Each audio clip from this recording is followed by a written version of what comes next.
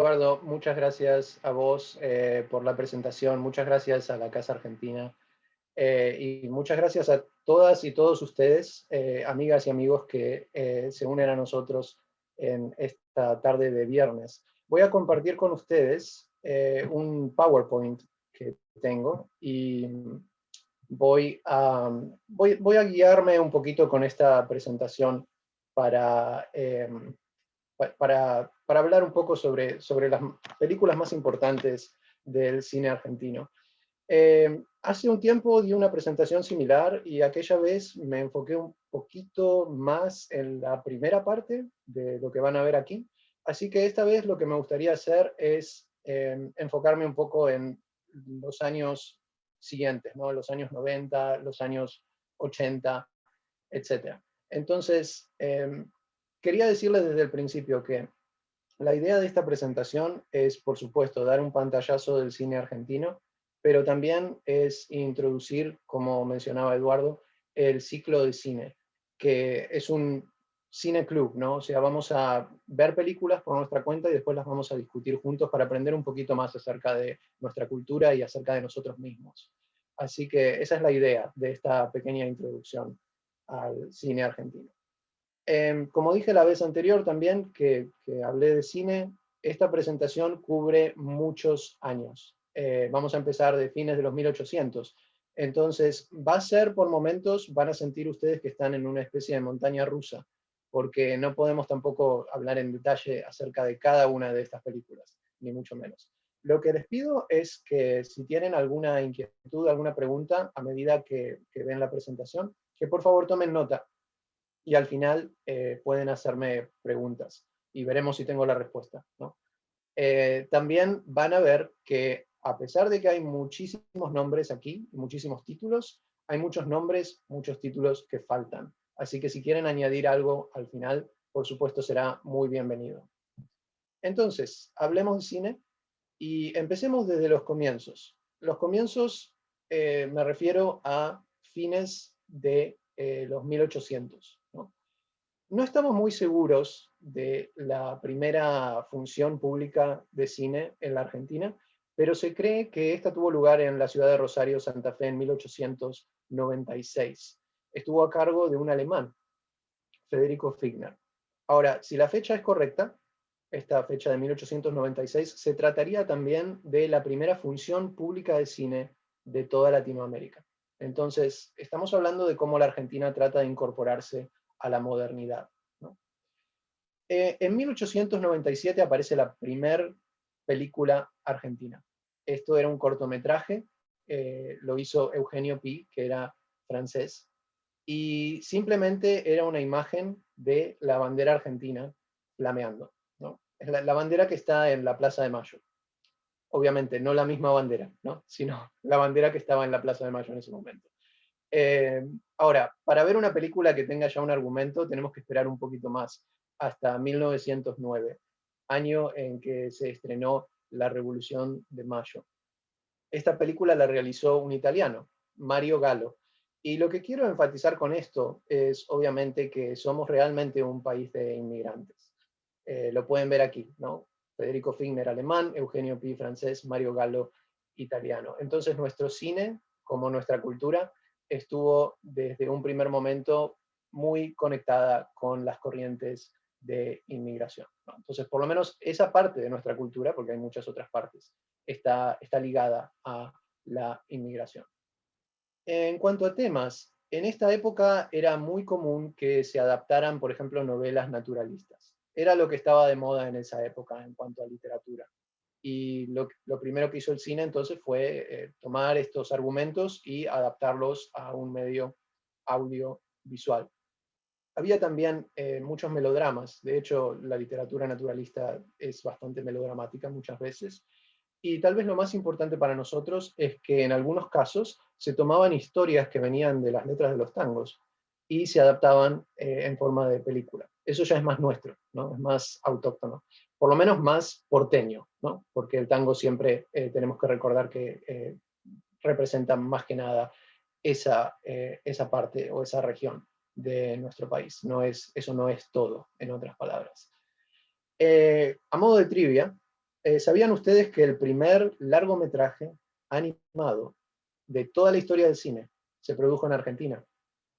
Estoy hablando de El Apóstol, de Quirino Cristiani, del año 1917. Este fue realmente el primer largometraje animado de toda la historia del cine. Lamentablemente no tenemos una copia. Hubo un incendio en el lugar donde estaba esta copia de esta película y se ha perdido. Lo único que queda son algunos sketches, algunos bosquejos en papel de lo que sería lo que iba a ser esta película. Era una sátira política. Ahora, si ustedes buscan en internet pueden encontrar algún corto de Quirino Cristiani para tener una idea más o menos cuál era la manera que él tenía de hacer dibujos animados. El más famoso, tal vez el único que se conserva, no sé, es el mono relojero. Así que si quieren investigar un poquito, ver cómo se veían los primeros dibujos animados de la historia del cine, les recomiendo que busquen a Quirino Cristiani. Esto es una introducción a la presentación en sí. Lo que quería es que viéramos un poquito cómo se desarrolló y la cantidad de películas que se fueron produciendo a lo largo de las décadas. Entre paréntesis, quiero agradecerle a mi hermano Gabriel, que fue el que me recopiló estos datos aquí, así que siempre me ayuda, así que muchas gracias. Y como pueden ver, la explosión, digamos, es en los años 40 y 50, donde tenemos, estas son producciones y coproducciones argentinas, ¿okay? Por década. Entonces, en los 40, en los 50 tenemos un poquito más de 400 películas, ¿no? Y van a ver que después de eso, por supuesto, van decreciendo los números. Y lo más importante para notar aquí, tal vez sea la situación en los años 90. En los años 90 vamos a ver por qué y vamos a ver qué pasó. La industria del cine argentino estuvo prácticamente al borde del colapso. Así que vamos a hablar un poquito de eso. Después, cuando empieza el milenio, hay una explosión, tenemos casi el triple de películas en la primera década de los años 2000, y a partir del 2010, como pueden ver, muchísimo más. Entonces, esto es un poco para visualizar lo que va a venir. Y también quería compartir con ustedes algunos temas recurrentes que aparecen a lo largo de nuestro cine. Esto son mis conclusiones. Estoy seguro que alguien más ha notado esto, por supuesto, pero no lo he tomado de ningún libro. Es simplemente después de haber visto eh, cientos de películas argentinas, cuáles son las ideas, los temas que yo vi repetidos. Y el primero, el más obvio, es el tema del pasado. El pasado, por un lado, en el sentido tal vez positivo, como nostalgia, ¿no? Porque los argentinos somos muy nostálgicos. Y también, por otro lado, el pasado como pesadilla, ¿no? El pasado que es ese pasado que vuelve y que no deja que uno lo olvide, que no permite el olvido, ¿no? También el encierro en el sentido de que muchas películas argentinas, vamos a ver, se desarrollan en lugares cerrados. Algunas, por ejemplo, en prisiones, algunas en hospitales psiquiátricos, pero también a veces en casas. Muchas veces la casa, sobre todo la casona o el caserón, la casa grande, que se puede ver mucho en Argentina, inclusive en Buenos Aires, pero especialmente en el interior. Eso es un lugar que representa de alguna manera al país. Pienso, por ejemplo, en cómo la casa puede reflejar las emociones o los sentimientos de las personas, o el estado mental a veces de las personas que las habitan. Algo así como en el cuento de Edgar Allan Poe, de The Fall of the House of Usher. Una cosa así. Entonces tengamos en cuenta eso también, la idea del encierro es clave en el cine argentino. Después, para expresarlo en un par de dicotomías ahí, el individuo versus el poder, o a veces la comunidad versus el poder. Muchas películas muestran personas, comunidades tratando de sobrevivir o tratando de luchar contra el poder para poder establecerse, ¿no? Como para poder afianzar su identidad de alguna manera. También otra dicotomía, la persecución y la huida, o en muchos casos van a ver que muchas películas argentinas son simplemente sobre gente que se está tratando de escapar. O sea, no necesariamente a veces porque la estén persiguiendo, sino por cuestiones interiores, ¿no? Que hay muchos personajes que tratan de huir. Esto se repite mucho a lo largo de la historia de nuestro cine. Y finalmente, el tema del espacio mítico del sur. Como mucha gente dice, el sur para el argentino es lo que el oeste es para el norteamericano. Es ese espacio al que nos escapamos, el espacio donde proyectamos todos nuestros deseos, nuestras fantasías, y demás. Entonces, tengamos eso en cuenta a medida que exploramos estas películas. Entonces, vamos a empezar con los años 30, que es, digamos, cuando la industria del cine empieza a surgir como industria, o sea, como tal. Y es la época también en que surge el cine sonoro. Esta no es una casualidad. Esto surge porque de repente las productoras de Hollywood, de Estados Unidos, se encuentran con el, entre comillas, problema del idioma. Las películas que antes eran mudas se podían disfrutar, se podían exportar a cualquier lugar, lo único que había que hacer era cambiar las palabras, ¿no? Traducir eso. Cuando surge el cine sonoro hay un problema, las películas están en inglés. Y algunas se pueden traducir, de hecho algunas se tradujeron y se hicieron versiones, por ejemplo, la película Drácula, el clásico de Todd Browning del año 32, creo, con Bela Lugosi, se filmó en inglés y se filmó también en español, en México. Muchos dicen que la versión mexicana es mejor. No la he visto, así que no sé. Pero no se podía hacer eso con todas las películas. Entonces, las cinematografías nacionales empezaron a producir sus propias películas a raíz de este pequeño, entre comillas, otra vez, problema del lenguaje.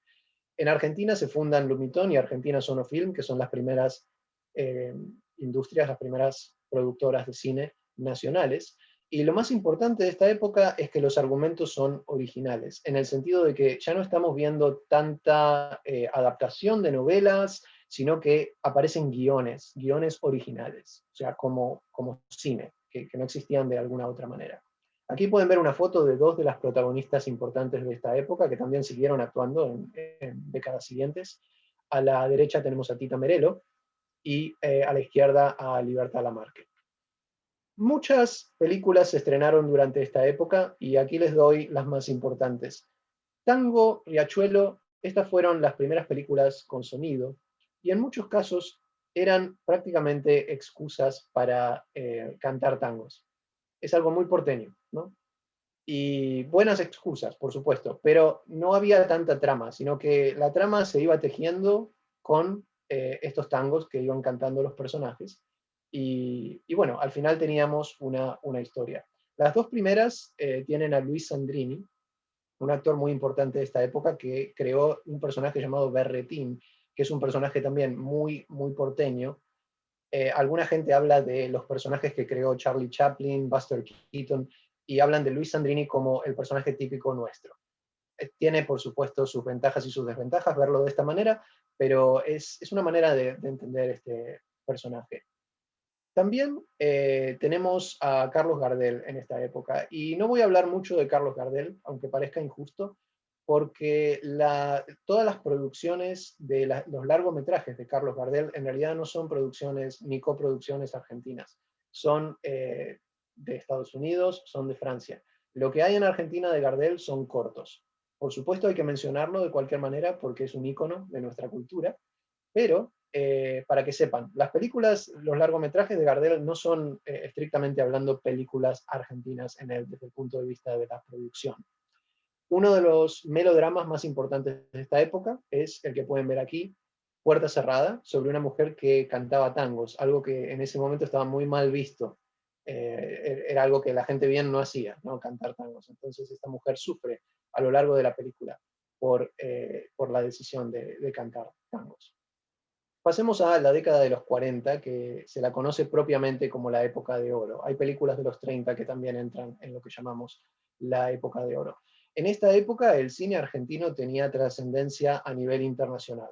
Con esto quiero decir que las películas se mostraban en otros países y también a veces, cuando había un argumento muy bueno, a veces también había remakes de estas películas. Por ejemplo, en Estados Unidos, cuando les gustaba alguno de los argumentos, compraban los derechos y volvían a hacer estas películas en inglés, por supuesto. Se utilizaba mucho el melodrama al estilo Hollywood, o sea que se estaba copiando un poquito también las normas del cine de Hollywood. Muchas comedias familiares, tal vez las mejores películas de esta época son comedias familiares, y lo que se destaca, a pesar de que había muchos actores hombres importantes, se destacan muchísimo más las grandes actrices. Y aquí pueden ver en la esquina superior derecha a Zully Moreno, abajo a Olga Zubarry, Al centro seguramente la reconocieron, es Mirtha Legrand, y a la izquierda de Mirtha tenemos a Mecha Ortiz. Son nombres, pero súper, súper importantes, para que vean la clase de estrellas que estaban trabajando en esta época. La primera película que les menciono aquí, Los Martes Orquídeas, fue una de las que se volvieron a hacer en Estados Unidos. Hicieron una película que se tituló You Were Never Lovelier, con Fred Astaire y Rita Hayworth. Entonces, nombres importantes, ¿no? Por supuesto, compraron los derechos, es algo, digamos, es un remake de estas películas, y de hecho creo que la película se desarrollaba en Buenos Aires. Había un personaje que era estadounidense para por lo menos adaptar un poquito, pero era básicamente la misma película. La Guerra Gaucha es una película épica, histórica, fue en su momento la película argentina más vista hasta ese momento. Empieza a trabajar el director Carlos Hugo Christensen, que él es importante por hacer películas que ahora llamaríamos dramas eróticos, pero que bueno, no tenían en ese momento la connotación que tienen ahora. En el sentido de que él exploraba lo que, para usar el título de una película que saldría muchos años después, podríamos llamar el lado oscuro del corazón, ¿no? Los deseos y todo ese tipo de cosas. Safo, Historia de una pasión, se la considera la primera película, otra vez, entre comillas, erótica del cine argentino, en tratar este tema de los deseos. El Retrato quiero mencionarla porque es una de las películas más divertidas que he visto, no solo del cine argentino. Es una película en la que Mirtha Legrand hace el papel de una chica muy, muy conservadora que tiene una abuela, ¿no? Y la abuela era todo lo contrario, era una mujer muy desinhibida. La mujer desinhibida, o sea, se da vuelta a los papeles, ¿no? Y la mujer que está en el retrato, la abuela, por arte de magia, aparece en el cuerpo de la chica joven. Entonces, es una comedia de enredos que da lugar a toda clase de situaciones divertidas.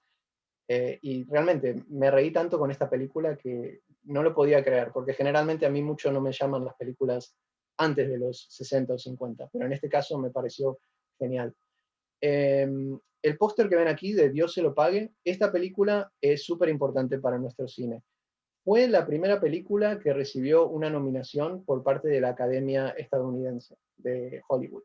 Esto no es importante en sí, pero creo que es interesante mencionar que a nivel internacional, durante esta época de oro, como habíamos llamado, se estaba reconociendo mucho nuestro cine. Los 50. Esta es una época tanto de apogeo como de decadencia. Es un péndulo. Más o menos pasaría lo mismo en la época de los 70, como vamos a ver. Lo que pasó básicamente fue que las fórmulas se agotaron, ¿no? Ya realmente no había cosas nuevas para decir con las fórmulas. Entonces lo que funcionó muy bien a lo largo de los años 30 y de los 40, en este momento ya había que buscar algo nuevo para decir. Hubo ayuda del Estado durante esta época. Hasta el año 55 estaba el gobierno de Perón, y el gobierno de Perón hizo bastante para proteger la industria del cine. Alguna gente dice que podrían haber hecho más, es probable, pero sí se hizo mucho por nuestro cine durante esta época. Por otro lado, antes y después del gobierno de Perón existían las listas negras y los exilios. El caso del exilio más importante probablemente sea el de Libertad Lamarque, que se exilió a México. Esto significó para muchos actores y actrices un problema, porque de repente conseguían o no trabajo según su ideología política. Entonces, estuvo también ese problema, y eso tiene mucho que ver con el motivo por el cual vemos una decadencia en el cine. Hay un golpe de Estado en el año 55, eso también tiene un efecto nefasto para la industria, entonces tenemos que tener en cuenta eso. Pero también hay muchísimas películas realmente magistrales. Esta es la época, la década en que empieza a trabajar Leopoldo Torre Nilsson, a quien pueden ver aquí en la foto. Es uno de nuestros directores más importantes y está a la altura de Ingmar Bergman, de Federico Fellini. Estamos hablando de esa época, ¿no? De la época en que empieza a aparecer lo que se llama, tal vez equivocadamente, tal vez no, cine de autor. A la izquierda de Leopoldo Torre Nilsson está Beatriz Guido, que eran pareja, pero Leopoldo Torre Nilsson muchas veces, creo que quizá la mayoría de sus películas, adaptaba ya sea novelas o cuentos de Beatriz Guido, que era la bestseller argentina, de la literatura argentina en esa época. O sea que sí, las películas de Torre Nilsson son buenísimas, pero muchas veces es porque están basadas en cuentos y novelas buenísimos de Beatriz Guido, que es algo que tenemos que tener en cuenta. Voy a hablar un poquito sobre Más allá del olvido. Más allá del olvido es una película que trata de manera metafórica y literal también el tema del pasado, que como les decía al principio, es uno de los temas básicos, uno de los temas claves de nuestro cine. Les cuento brevemente el argumento. Un hombre, a los 20 minutos de la película, pierde a su esposa. Es algo que nos choca, porque no estamos esperando que la mujer se muera tan rápido en la película. Para levantar el ánimo un poco, hace un viaje a Europa, y en el viaje conoce o ve a una mujer que es la copia exacta de su esposa. Es exactamente igual. Entonces, por supuesto, él quiere empezar a conocerla. A medida que la conoce, ve que si bien es exactamente igual en lo físico, por dentro la historia es diferente. A los que les gusta el cine seguramente han pensado en la película Vértigo de Hitchcock. Lo increíble es que esta película, Más allá del olvido, es anterior a Vértigo por 2 años. O sea, no estamos hablando de una copia ni nada por el estilo. Ambas películas están basadas en textos literarios y se cree que ahí está la conexión. Pero más allá de eso, Más allá del olvido, es una de las mejores películas argentinas que he visto. La actuación es excelente por parte de Laura Hidalgo y de Hugo del Carril. La dirección de Hugo del Carril es excelente también. El trabajo de cámara es fantástico. O sea que esa película es un muy lindo lugar para empezar con lo que llamamos la época de oro del cine argentino. Rosaura a las 10, también basada en un bestseller de Marco de Nevi, fue muy importante en su época. También está aquí el tema del pasado, que veíamos, por ejemplo, encarnado en la mujer que vuelve, entre comillas, del pasado, en Más allá del olvido. Esta historia busca reconstruir un evento desde varias perspectivas diferentes. Entonces, hay ecos ahí de la película japonesa de Kurosawa, Rashomon, en la que vemos la historia desde distintas perspectivas y no sabemos al final cuál de las perspectivas creer, ¿no? Deshonra, de Daniel Tiner, del 1952, fue en su momento no solo la película más cara, más costosa, quiero decir, argentina, sino también la más vista de todas. Fue, o sea, rompió el récord de la Guerra Gaucha y por unos años tuvo de hecho hasta los años 70 tuvo este título. El Negoción es una película sumamente divertida, ácida, es una sátira del capitalismo acerca de un pueblo imaginario en el que todo gira alrededor de los caballos. Y el protagonista, que está actuado por Ubaldo Martínez, descubre que él inventa y patenta una bolsa que uno la puede poner en la parte trasera del caballo para que caigan ahí los desechos del caballo, y se da cuenta que después puede venderlos como abono, y surge un verdadero, como dice el título, un verdadero negoción. Él se llena de dinero y crea toda una industria a base de desechos, vamos a decirlo de esa manera. Entonces, lo que está diciendo obviamente de una manera no muy sutil, es el capitalismo está hecho de desechos. Muy, muy interesante. Una de mis películas favoritas del cine argentino. Está ahí en el top 5, seguro. Otras películas para que tengan en cuenta. El crimen de Oribe es importante porque es la primera de Leopoldo Torre Nilsson, está basada en un texto de Adolfo Bioy Casares. También quiero mencionar Sucedió en Buenos Aires, que es una película que le dio crédito a la ciudad de Buenos Aires como si fuera un personaje. Y esa es otro tema recurrente que se va a ver a lo largo de la historia del cine argentino. Películas que quieren mostrar Buenos Aires, ¿no? Esto aparece a lo largo de nuestra historia. La parte interesante para mí empieza, a pesar de que lo que llamamos, lo que vimos recién se llama la época de oro, para mí es con la generación del 60 que realmente empiezo a desarrollar un interés profundo en el cine argentino. Es algo completamente personal mío. En su momento la generación del 60 se llamó Nuevo Cine Argentino. Ahora estoy seguro que se dan cuenta enseguida cuál es el problema con esa etiqueta de llamar a algo nuevo, ¿no? Así que ahora la conocemos como generación del 60. Esta generación está en diálogo con el cine de autor a nivel internacional. Pensemos, por ejemplo, en la Nouvelle Vague del cine francés, ¿no? Todas esas corrientes. Y lo que hacen los cineastas durante esta época es rechazar las fórmulas que de cualquier manera ya se habían agotado. Para estos muchachos, porque eran todos muchachos, Fue muy fácil hacer eso porque todos ellos venían de afuera del ámbito. No se habían criado, digamos, no se habían formado en la industria del cine. Eran iconoclastas, simplemente eran muchachos que tenían una cámara y unas cuantas buenas ideas y decidieron hacer la suya. Por eso este cine a mí me parece tan interesante, porque rompe con todo lo que había venido antes. En el 66 tenemos un golpe de Estado nuevamente, y a partir de eso hay más censura, y también el cine se vuelca a las formas de entretenimiento más propiamente dichas, por ejemplo el cine musical. De esta época son las películas de Palito Ortega, Leodán, Leonardo Fabio como cantante, también Sandro, súper importante a nivel internacional. Es porque, por supuesto, con el tema de la censura es más fácil hacer este tipo de películas que meterse en cuestiones un poquito más problemáticas. Aquí ven a Leonardo Fabio, como les decía, cantante, por supuesto, pero también uno de los directores más importantes de la historia del cine argentino, si es que no es el más importante. Mucha gente lo cree. Hizo pocas películas, quiero decir unas 8 o 9 largometrajes de ficción, pero todas ellas son obras maestras. Es increíble. Mucha gente decía que él cantaba para poder ganar dinero para hacer las películas. Alfredo Alcón había empezado a la izquierda de Leonardo Fabio, había empezado a trabajar la década anterior, pero es durante los 60 que lo vemos de manera más prominente. Y el señor de la boina es José Martínez Suárez, también un director sumamente importante que no hizo tantas películas, pero lo que hizo lo hizo bien. Y a modo de trivia es, como muchos de ustedes saben, hermano de Mirta y Silvia Legrand. Estas son algunas películas importantes de esta época. De Leonardo Fabio quiero destacar El romance del Aniceto y la Francisca. El título completo de esta película, a ver si lo puedo leer, este es el romance del Aniceto y la Francisca, de cómo quedó trunco, comenzó la tristeza y unas pocas cosas más. Básicamente el título les cuenta toda la historia. La película dura apenas una hora, pero la economía narrativa y cinemática de esta película es simplemente increíble.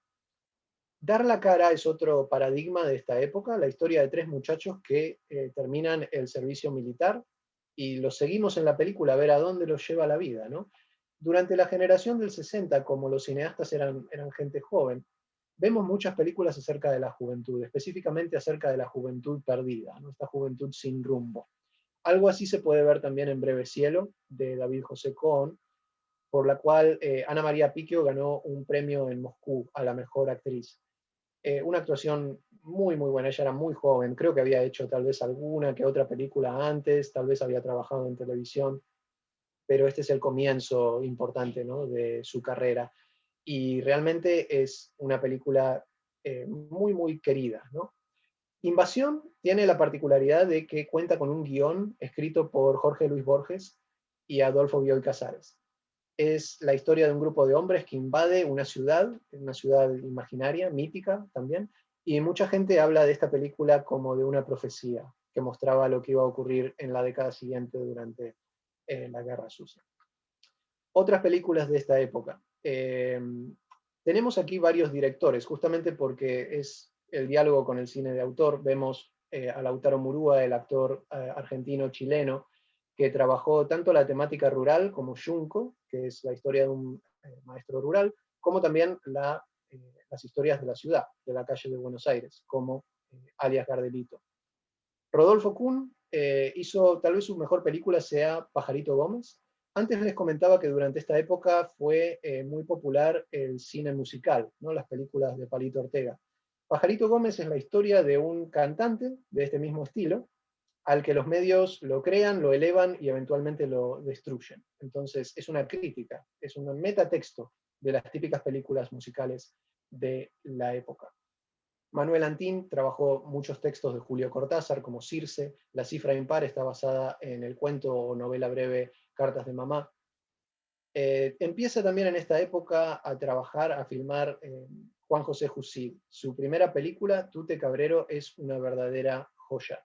La historia es muy sencilla. Hay tres compañeros de trabajo, trabajan para la misma empresa. Un día el jefe les dice, tengo que echar a uno de ustedes. Ustedes hablen y decidan quién se va a ir. Increíble. Con esa situación, lo que hace Juan José Jusid. Y quiero mencionar brevemente la última, The Players versus Ángeles Caídos, que es una película vanguardista. Es el cine como juego, el cine como acto lúdico. Cualquier cosa puede pasar en esta película. No se caracteriza específicamente por tener una trama. Así que hay de todo. Y Paula Cautiva, la pongo aquí con póster porque me pareció una propuesta muy interesante de Fernando Ayala. Es la historia de una call girl que se encuentra con un hombre argentino que vuelve de Estados Unidos a lo largo de, quiero decir, después de muchos años de exilio. Y ella, la familia de Paula, tiene una estancia que se llama La Cautiva, como el texto de Esteban Echeverría, en la cual se representan escenas gauchescas para los turistas. Por supuesto, es todo un simulacro, ¿no? Pero vemos cómo la estancia donde ocurría, digamos, la cultura típica argentina se ha convertido en un teatro, ¿no? En una farsa.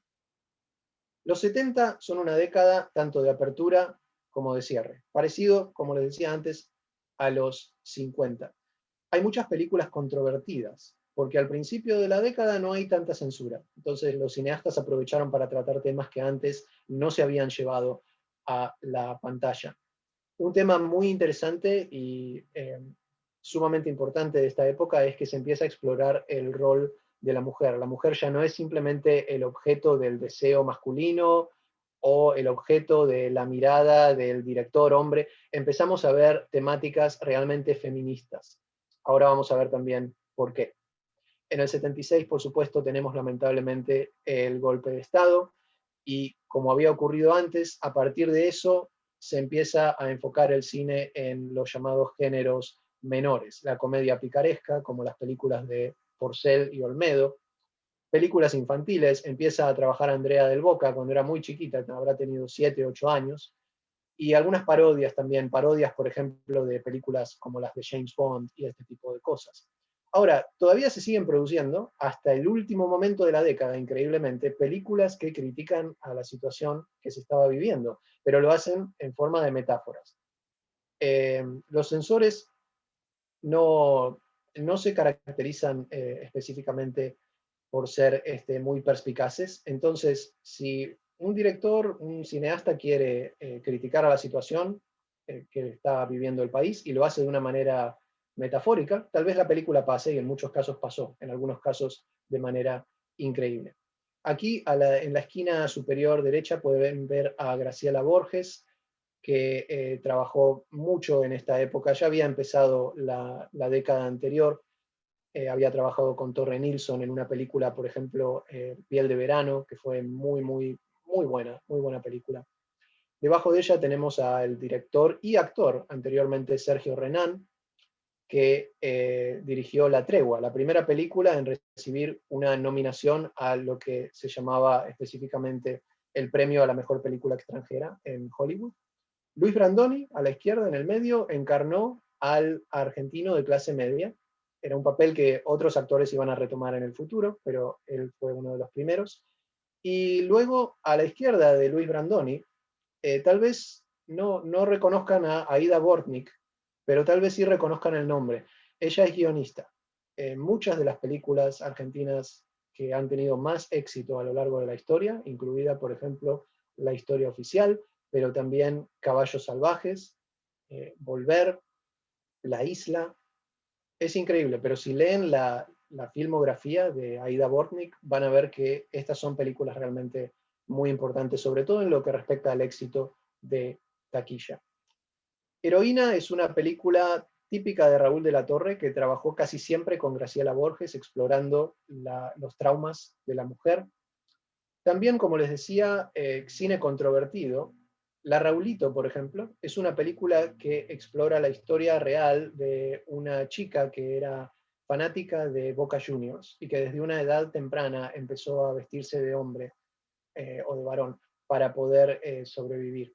Entonces vemos que las películas empiezan, por ejemplo, a reflejar sexualidades no tradicionales, la cuestión de género, ¿no? Propiamente.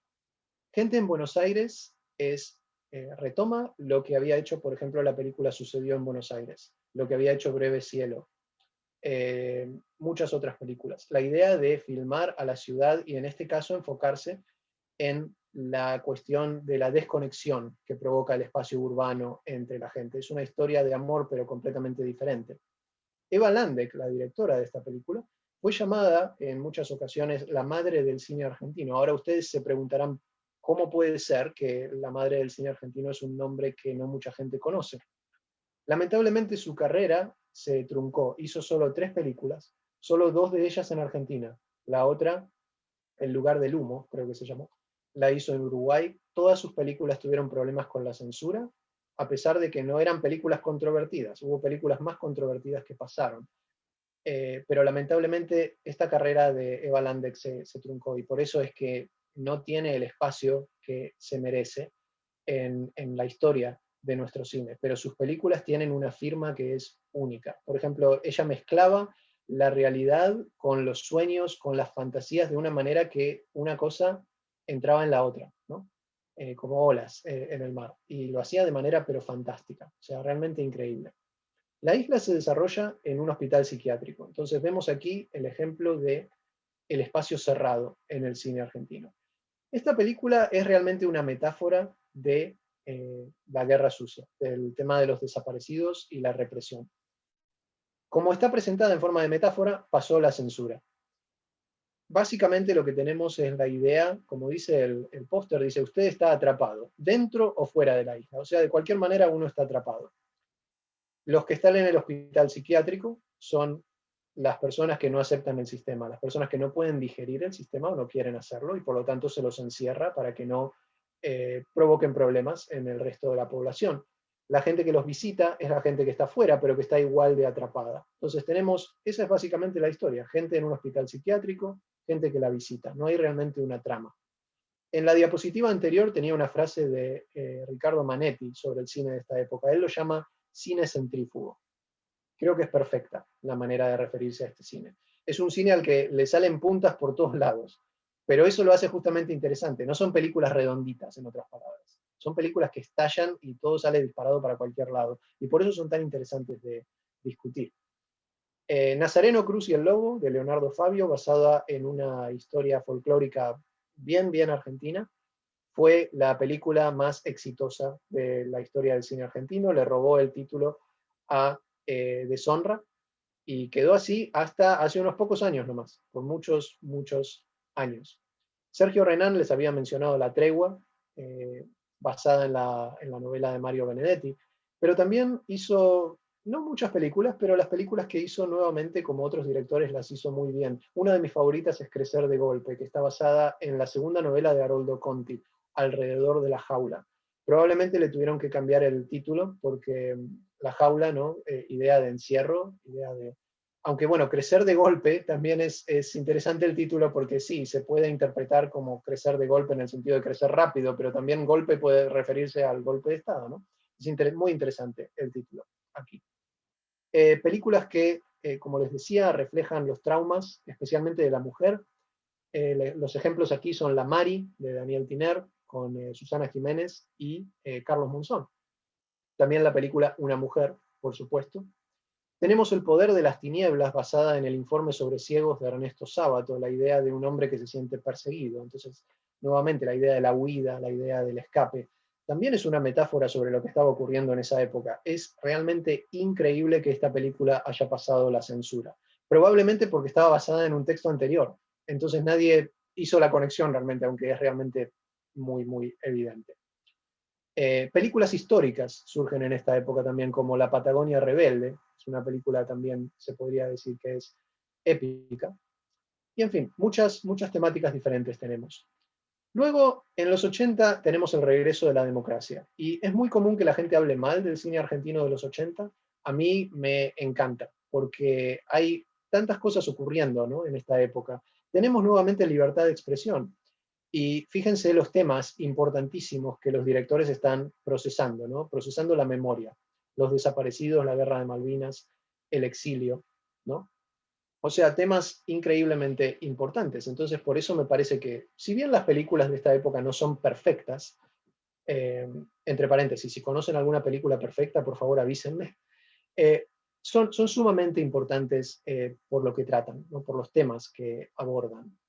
En esta época surge la televisión por cable y también el home video. Entonces, se pueden mostrar estas películas por cablevisión, que era lo que o videocable, como existían en esa época, y también se pueden vender, se pueden comercializar. Aquí en las fotos ven a Héctor Alterio, una encarnación del argentino de clase media, lo mismo que Federico Lupi, ahí abajo de él. A la izquierda tenemos al director importantísimo de esta época, Alejandro Doria, y también, igual de importante, Eliseo Subiela, a la izquierda de él. Y algunas películas, quizá lo más obvio sería empezar con La historia oficial, que fue nuestra primera película en recibir un Oscar por mejor película extranjera, una película tan venerada como criticada, ¿no? Pero importante para la historia de nuestro cine. Camila, de María Luisa Bemberg, quizá yo creo que podríamos decir todavía que María Luisa Bemberg es la directora argentina más importante que hemos tenido, junto con Eva Landek, junto con Lucrecia Martel, ahora en nuestra época. Directora feminista, Camila es la historia de Camila O'Gorman, una historia verídica, de una mujer que seduce a un sacerdote. Entonces pueden ver bien, bien feminista esta película. Estuvo nominada para el Oscar, pero no lo recibió. Esperando la carroza es la comedia más argentina que ustedes se puedan imaginar, excelente, muy querida también. Y algo que puede parecer tonto, pero Ico el caballito valiente, me parece sumamente importante esta película. Es, creo, en el ámbito de las películas animadas argentinas, la más importante que hemos tenido. Y es la historia de un caballo que quiere convertirse, sueña con ser el caballo del rey. Y cuando llega al castillo, se entera de que todas las noches está desapareciendo uno de los caballos del rey.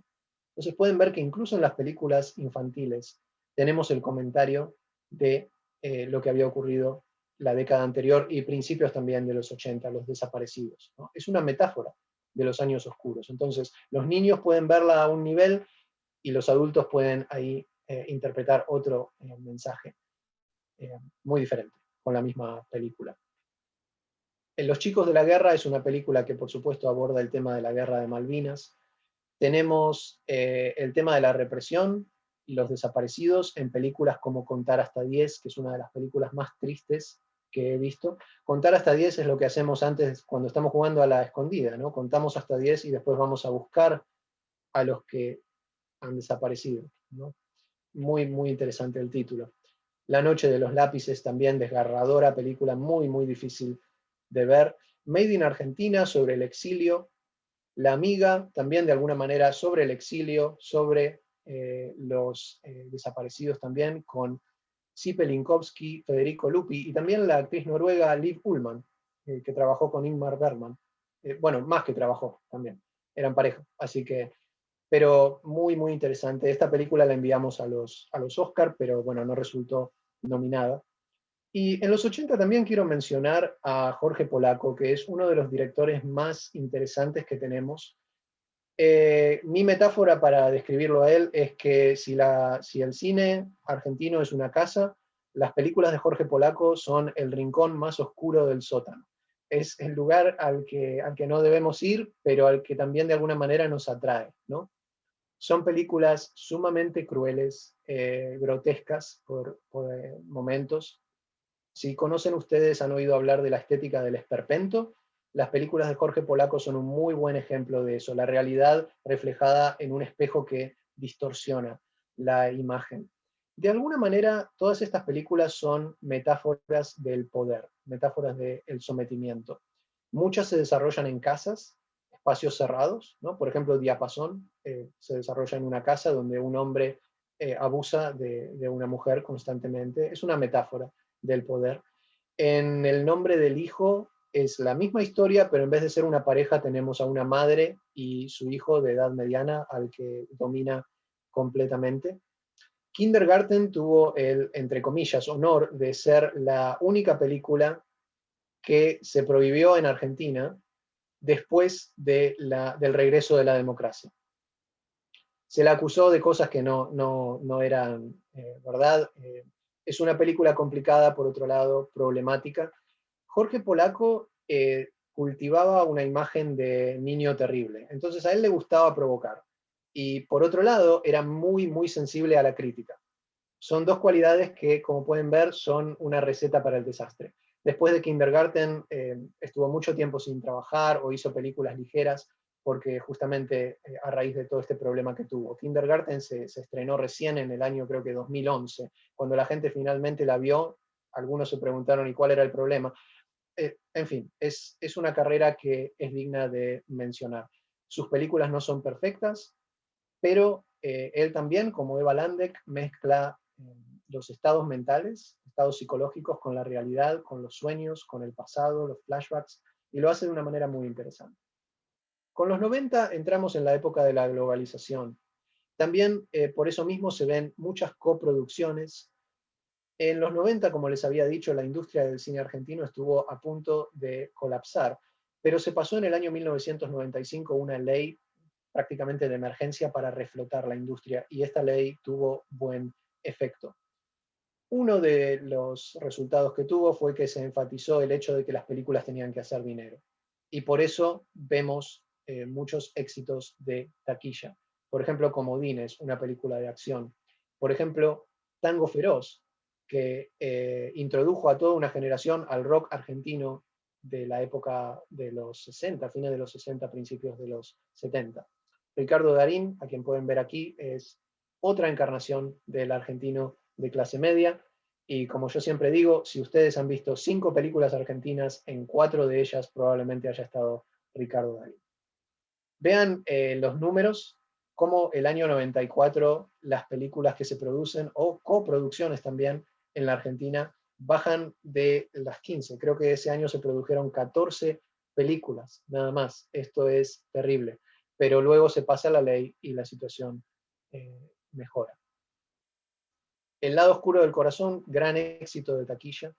El mismo año sale Un lugar en el mundo, que es acerca del exilio. Y hubo una competencia entre estas películas para ver cuál la Argentina iba a enviar a los Oscars. Salió ganando El lado oscuro del corazón, que lamentablemente no fue nominada. Es una película que está escrita en lenguaje poético. Se habla en poesía en esta película. Muy buenas las dos. Caballos Salvajes muestra la historia, o mejor dicho, la temática de la huida, el escape hacia el sur, que es el lugar mítico, nuevamente. Es una road movie. También muestra la idea del individuo luchando contra el poder. En fin, hay muchos temas ahí. Y Pizza Birra Faso es muy importante porque es una de las películas que empezó con lo que luego se iba a llamar el nuevo cine argentino, que ahora vamos a ver exactamente qué es con la próxima década. Aquí tienen otros ejemplos de películas importantes de los años 90. Tango, del español Carlos Saura, era producción argentina, fue nominada para el Oscar también. Y una de las más importantes que todavía lamentablemente no he logrado ver es la única película que dirigió la productora Lita Stantic, que es Un muro de silencio, acerca de la necesidad de no olvidar. Entonces es sobre la idea de mantener vivo el pasado. Finalmente llegamos al milenio. Vemos algunos de los realizadores y realizadoras más importantes. Lucrecia Martel, abajo de ella Juan José Campanella, a la izquierda de gafas Pablo Trapero. El nuevo cine argentino básicamente combina la ficción con el documental y se enfoca en la parte cotidiana, la vida cotidiana, ¿no? Tenemos más coproducciones, ahora es más fácil distribuir las películas, por lo tanto también llegan a concursos internacionales, eso genera más reconocimiento, etc. Es un buen efecto, ¿no?, que tenemos. Muchas de estas películas es como que todo el mundo las ha visto, ¿no? Por ejemplo, Nueve Reinas es una película que todo el mundo vio. Yo la conseguí, recuerdo, probablemente en el año 2000 o 2001, en Blockbuster. La Ciénaga es una película que está incluida en la colección Criterion, que es una colección que se encarga de rescatar o fomentar cine-arte, ¿no?, cine importante, entre comillas, o sea que eso también es un logro. Muy importante en esta época, Daniel Burman. Finalmente vemos las problemáticas, las cuestiones, las inquietudes de la colectividad judía, que en Argentina es enorme y súper importante, y fue súper importante en el cine a lo largo de toda su historia, pero generalmente hasta este momento detrás de la cámara. Ahora podemos ver finalmente sus historias, y El abrazo partido es, pero una película increíble. Es acerca de un muchacho que quiere emigrar a Polonia. Se las recomiendo, es un peliculón realmente. Todas las películas de Daniel Burman, de hecho, y algunas incluso que son muy ligeras que hizo. Todo está siempre hecho con muy buena visión de lo que es el cine. Pablo Trapero, con la película Leonera, nos muestra la maternidad dentro del sistema carcelario, una película fuerte, pero él siempre incluye este tipo de ideas, ¿no? Mostrar la realidad, sobre todo la realidad cruda. Otro ejemplo de él es la película Carancho. Vemos de Juan José Campanella El secreto de sus ojos, la segunda película argentina en recibir un Oscar, o sea que también muy importante, y además una película muy, muy bien considerada. O sea, esta película todo el mundo la ve, no solo los argentinos, y se dan cuenta de que están en presencia de buen cine. Antes, Campanella había llegado a la nominación para el Oscar con El hijo de la novia, otro peliculón realmente, con Ricardo Darín, Norma Leandro y Héctor Alterio. Y muchas, muchas otras películas de temáticas muy diferentes. Por ejemplo, Iluminados por el Fuego vuelve a la época de Malvinas, ¿no? Mi mejor enemigo habla acerca del conflicto con Chile. XXY sobre una persona intersexual que tiene de repente el dilema de operarse o no operarse. En fin, muchas, muchas temáticas diferentes. Y de la década pasada, a mí no me gusta hablar mucho porque creo que todavía está demasiado cerca como para llegar a conclusiones que sean realmente aceptables para mí, ¿no? Y además también, honestamente, porque no he visto tantas películas de esta época como me gustaría. Aquí a veces tardan un poquito en llegar. Pero todas estas que ven aquí fueron muy populares. Muchas de ellas representaron a la Argentina en los Oscars. Relatos Salvajes recibió la nominación, aunque no lo ganó. Muchas de estas se podían y tal vez se pueden todavía ver en Netflix. Yo las conseguí a través de la biblioteca pública de aquí de Houston. O sea que realmente están muy, muy disponibles. Entonces, por un lado vemos y podemos decir que, bueno, más gente está teniendo acceso al cine argentino, ¿no? Por otro lado, yo me pregunto si eso significa realmente que la gente se está abriendo o que todos los cines de todas las latitudes se están pareciendo cada vez más a raíz de la globalización. Es una cuestión compleja que se puede discutir. Probablemente la verdad esté en algún lugar entre medio de estas dos opciones, pero siempre tengo eso en cuenta cuando hablo de cine. A modo de conclusiones, el cine, voy a tomar prestada una frase de Jean Cocteau, que dijo, no acerca del cine, pero hablando de sí mismo, pero bueno, vamos a adaptarlo al cine. El cine es una mentira que siempre dice la verdad. No todas las películas que vemos son verdaderas en el sentido de que realmente ocurrieron, pero hay verdad detrás de cada una de ellas. Y por eso creo que es interesante y para mí importante mantener esta idea de que por más de que lo que veamos en el cine, por más que la cámara mienta, siempre también nos dice la verdad. Si vamos a lo básico, el cine es una pantalla en blanco y en esa pantalla en blanco nosotros proyectamos todos nuestros deseos, nuestras inquietudes, nuestros miedos, nuestra bronca también, todo. Y en un momento esa pantalla se convierte en un espejo y nosotros nos vemos reflejados a nosotros mismos, a nuestra cultura, y podemos llegar a entendernos a través de la exploración de este espacio blanco y luego espacio que refleja, ¿no? A lo que cree mirar en él. Es una manera de recuperar la memoria colectiva, de mantenerla viva y también de llegar a un entendimiento de lo que es la identidad nacional. Para mí el cine argentino fue sumamente importante porque yo empecé a mirar cine argentino desde aquí de Houston. Cuando vivía en Argentina veía películas de Schwarzenegger y todo ese tipo de cosas que estaban de moda en esa época. Nunca se me hubiera ocurrido ir a ver una película argentina, pero de repente aquí en Houston empecé a verlas y me di cuenta de que no solo aprendí muchísimo acerca de mi país, mi cultura y mí mismo, sino que también fue una manera de viajar para mí en el tiempo y en el espacio.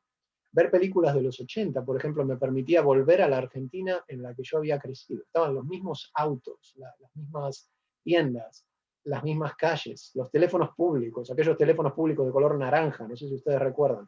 Ese tipo de cosas. Para mí eso tiene un valor incalculable. Y esa fue mi conexión con el cine argentino. Tal vez si me hubiera quedado en Argentina, no hubiera desarrollado esa inquietud. No sé, Pero me parece que esta es para mí la mejor manera de entrar, ¿no?, al cine. Y también tener en cuenta de que muchas veces nuestros prejuicios, ¿no?, como mucha gente que dice, no, el cine argentino no me gusta. Muchas veces eso pasa porque estamos condicionados por Hollywood. Estamos tan acostumbrados a ver películas estadounidenses, también a raíz de la manera en que funciona la máquina cultural estadounidense, ¿no?, que ellos son dueños de los cines en otros países e imponen su cultura. Mientras que hay, no sé, en un cine de 25 salas, una sala que está dando cine argentino. Entonces creo que hay que romper también con esos prejuicios que tenemos, porque muchas veces simplemente son cuestión de lo que estamos acostumbrados a ver. Muchas veces una película mala, lo que queremos decir, si nos ponemos a explorar realmente lo que estamos diciendo, es que son películas que no se ajustan a las fórmulas de Hollywood que estamos acostumbrados a ver. Y creo que es importante que tratemos de ir más allá de esas fórmulas, por más que las películas de Hollywood sean entretenidas y algunas de ellas muy buenas también. Entonces, para concluir, como les decía al principio, esta presentación es una introducción a nuestro cine club y vamos a tener nuestro primer encuentro el viernes 9 de abril a las 6:30 de la tarde, hora de Houston, que son las 8:30 de la noche, hora de Argentina. Ahora, ¿cuál es el formato que vamos a seguir? La mejor manera que he encontrado yo de describirlo es con el término visita guiada interactiva, ¿no? Entonces, les vamos a anunciar la película que vamos a ver y discutir, y después nos vamos a reunir en la fecha que tenemos. Yo voy a hablar por 5 minutos al principio, para poner las cosas en contexto, tal vez para sugerir algunas ideas que podamos discutir, en fin, para contextualizar. Y después la reunión va a ser completamente interactiva, no va a ser como la de hoy, no voy a estar hablando yo todo el tiempo, así que por favor no se preocupen, no se asusten. La idea es que ustedes puedan participar de esto. No se necesita ninguna clase de conocimiento sobre cine argentino, sobre técnicas cinematográficas, nada. Les confieso que yo no he estudiado cine, yo soy simplemente un tipo que se la pasa viendo películas, nada más.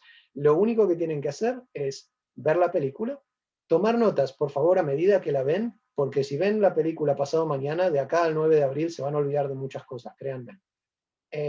Anotar cualquier cosa que les llame la atención. Dejen que su propio corazón los lleve, o la mente también, ¿no?, la inteligencia, lo que sea. Déjense llevar por la película. Anoten cualquier cosa que les interese, cualquier idea que quieran compartir, cualquier pregunta que tengan, y la idea es que compartamos estas inquietudes o ideas que nos sugieran las películas. Nuestra primera película para discutir va a ser una de las películas argentinas más originales que han habido, Hombre mirando al sudeste, de Eliseo Subiela. La historia de un hombre que de repente un día aparece en un hospital psiquiátrico y dice ser un extraterrestre. Increíble película, ¿ok? Ahora, quiero enfatizar una cosa. Es muy importante esto. No vamos a ver las películas juntos, ¿ok? Nosotros no vamos a mostrar la película el 9 de abril. Ustedes van a ver la película, yo también, por su cuenta, y ese día lo que vamos a hacer es tener un cine club, un intercambio de ideas. Muchas veces ver películas juntos no es bueno de cualquier manera porque no se puede hablar durante la película, ¿no? Entonces, a veces lo bueno es ver la película y después discutirla en grupo. Y eso es lo que vamos a hacer en este caso. Esta película se puede ver gratis en la página de cine.ar Play. Les doy la dirección aquí. Ustedes van a esta página, se registran, les dan un enlace para poder ver la película. Es completamente gratuito, no les van a mandar ningún mensaje, yo ya estoy registrado desde hace mucho tiempo y no me mandan publicidad ni nada por el estilo. Y la copia que pueden ver de esta película a través de esta página es lindísima. Está en 4K, o sea, súper, súper bien se ve. Nunca había visto una copia tan buena de Hombre mirando al sudeste, así que es un placer verla a través de esta página. Y para darles un adelanto de lo que viene, en mayo pensamos discutir Caballos Salvajes, en junio Nazareno Cruz y el Lobo, y Pizza Birra Faso en julio. Nuevamente, ninguna de estas películas vamos a mostrarla nosotros. La vemos por nuestra cuenta en cualquier momento antes de la fecha, luego nos reunimos, charlamos acerca de las películas, después de una muy, muy breve presentación que voy a dar de 5 minutos, y ese es básicamente el formato que va a tener nuestro cine.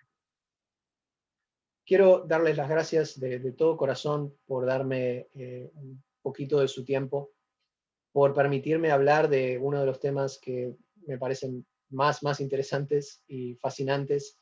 Para mí es un placer poder compartir estas ideas con ustedes. Espero que hayan aprendido algo acerca del cine.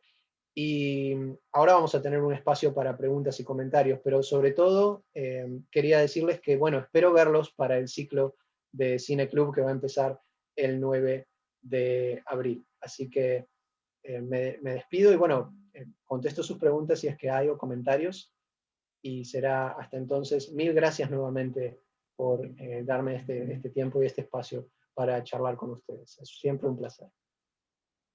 Jorge, mientras el resto de nuestros colegas se van reconectando, pensando en las preguntas, quiero decir algo que quizás expresa el sentimiento de todos. Tu persona es absolutamente fantástica, es una belleza, es una belleza.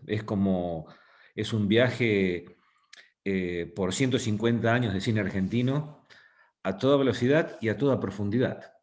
Y usaste la expresión en algún momento como olas en el mar. Cada página, cada película que mencionaba eran como olas del mar que nos recordaban de los directores, de las actrices, de los actores, de los temas. Así que realmente una belleza. Te súper felicito y creo que no digo nada original, es lo que estamos todos pensando. Conectado con lo que acabas de decir, estas 4 películas que vamos a ver por nuestra cuenta y vamos a discutir en conjunto, Hombre mirando al sudeste, Caballos salvajes, Nazario el lobo, Pizza, Birra Faso. ¿Cuál fue el criterio de selección? ¿Cómo las elegiste estas películas, Jorge? Me encanta, muy buena pregunta, porque esto es importante. Va con la idea que les comentaba antes acerca de la visita guiada interactiva, ¿no? La idea es seleccionar las películas que han sido paradigmas de nuestro cine, ¿no? Películas que han tenido repercusión, que han, digamos, pasado a la historia de alguna manera, y que sean realmente importantes, que añadan algo a nuestra historia, ¿no? Algo que quiero decir desde el principio es que no se trata simplemente de películas que me gustan a mí, no son solamente mis películas favoritas. A mí me gustan todas las películas, eso es lo que pasa, o sea que no hay ningún problema. Me gustan incluso las películas malas argentinas. Muchas veces incluso se puede aprender mucho más con una película mala que con una película buena. Pero básicamente mi criterio de selección es qué películas argentinas han sido importantes para nuestro cine, han tenido repercusión a nivel internacional, películas originales, ¿no? que uno no puede ver en otras latitudes, que nos representan de alguna manera culturalmente, nacionalmente, todo este tipo de cosas. Entonces, a lo largo del Cine Club vamos a ver una cantidad de temáticas muy grande. Vamos a explorar también películas que ven la temática de la mujer, ¿no? Por ejemplo. Bárbaro. Temática de género. Todo este tipo de cosas. Entonces, yo las selecciono de esa manera para ver qué es algo nuevo que podemos decir, para que no se repitan los mismos temas y las mismas caras y las mismas ideas. Bárbaro, perfecto. Y ahora yo en un segundo les doy el micrófono a todos los participantes, pero quiero pasar un mensaje en este momento, un mensaje de Casa Argentina de Houston. Ustedes ven qué es lo que hacemos, ¿no? Nuestra misión es promover la cultura, los valores, las costumbres de Argentina y también decimos de los países de Latinoamérica, aquí en el ambiente de Houston. Si bien Zoom hoy nos permite llegar más allá de Houston, obviamente. No había gente de Caballito, así que la misión está expandida por la tecnología. Pero lo que quiero decir, logramos mucho trabajando juntos, pero esta es una organización sin fines de lucro. Y necesitamos a los socios que nos apoyen con una mínima cuota para poder mantener este motor en funcionamiento, ¿no? Para ponerle nafta al motor, digamos, ¿no? Gasolina al motor. ¿Y cómo se hacen socios? Van a casaargentina.org, ORG de organización, www casaargentina.org, y allí encuentran cómo asociarse, y la cuota es una cuota súper mínima. Y también no quiero dejar de decir, gracias Emiliano, saluda Emiliano, Emiliano Lupi. Él es el presidente electo, va a ser el presidente en el año subsiguiente, el año 2022. Y Emiliano, entre muchas otras cosas, es nuestro director de cámaras, por decirlo así. Tiene que ver con el cine. Es el que nos conecta con Zoom y nos mutea o desmutea o prepara toda esta tecnología. Así que muchas gracias, Emiliano. Y el último componente del aviso, y pasamos a las preguntas y respuestas, antes de el próximo evento de cine, tenemos otro evento que ha preparado María Fernanda Bruno y el Comité de Cultura. En este caso, el evento es una clase de arte que da Carolina Dalmás, directora de Casa Argentina. Es un evento de dibujo, es una clase de dibujo, y es un evento muy importante. Se hace el domingo 28 de marzo a las 4 de la tarde a beneficio de la fundación de Jean Maggi. Esta fundación lo que hace, tuvimos una sesión el año pasado, lo que hace es recauda fondos y compra y dona bicicletas adaptadas para hombres y mujeres, chicos y chicas con discapacidad motriz, con otra cantidad de grandes capacidades, pero con discapacidad motriz. Y básicamente lo que se recauda de este evento va a la Fundación de Jean Maggi. Recuerden, domingo 28 de marzo a las 4 p.m. con Carolina. Y Carolina, si estás por allí, prendés la cámara. Muchas gracias, hermosa, por todo lo que haces para Casa Argentina. Y estos fueron mis avisos, creo que no me olvidé de nada. Estuvimos hablando con María Fernanda para recordar todos los avisos. Creo que cumplí con todo, María Fernanda. Así es, Eduardo, así es. Sí, el mes de abril, bueno, el 9 de abril tendremos obviamente la segunda clase sobre cine. Bárbaro. Y el 28 de abril, miércoles 28 de abril, comienza la cripta de Casares. Bárbaro. En Casa Argentina en Houston, con lo cual va a haber una propuesta cultural lindísima y le agradecemos a cada uno de ustedes su presencia y su participación. Y la verdad, Jorge, mis felicitaciones y las felicitaciones de todos nosotros, porque hemos hecho un recorrido por nuestro cine nacional, como dijo Eduardo, maravilloso.